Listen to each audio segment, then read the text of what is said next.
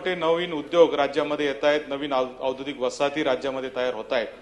अशाच पद्धतीची एक औद्योगिक वसाहत संगमनेर तालुक्यामध्ये देखील होणं आता गरजेचं आहे। तरुणांना आणि युवक युवतींना स्थानिक ठिकाणीच रोजगाराची निर्मिती होऊ शकते, म्हणून माझी आपल्या सभागृहाच्या माध्यमातून शासनाला विनंती आहे की शासनाने तातडीने संगमनेर आणि पारनेर येथे एक नवीन MIDC तयार करण्याच्या दृष्टीने पावले उचलावीत। अहिल्यानगर जिल्ह्यामधील संगमनेर तालुका हा एक दुष्काळी तालुका म्हणून याची ओळख होती।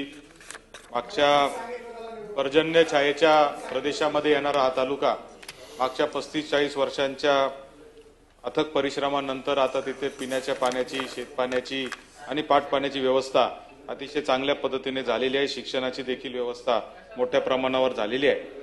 सभापती महोदय, राज्य शासनाने आता डावोस इथे झालेल्या जवळजवळ 15,70,000 कोटी रुपयाचे MOU दावोसमध्ये माननीय मुख्यमंत्री महोदयांनी केलेले आहेत आणि मोठे मोठे नवीन उद्योग राज्यामध्ये येत आहेत, नवीन औद्योगिक वसाहती राज्यामध्ये तयार होत आहेत। अशाच पद्धतीची एक औद्योगिक वसाहत संगमनेर तालुक्यामध्ये देखील होणं आता गरजेचं आहे। कारण मुंबई, पुणे, नाशिक हा जो गोल्डन ट्रायंगल आहे याच्यामध्ये मुंबई असेल, नाशिक असेल, इथे औद्योगिक वसाहती आहे। चाकणची औद्योगिक वसाहत आहे, नगर जिल्ह्यामध्ये सुपा, रांजणगाव औद्योगिक वसाहत आहे।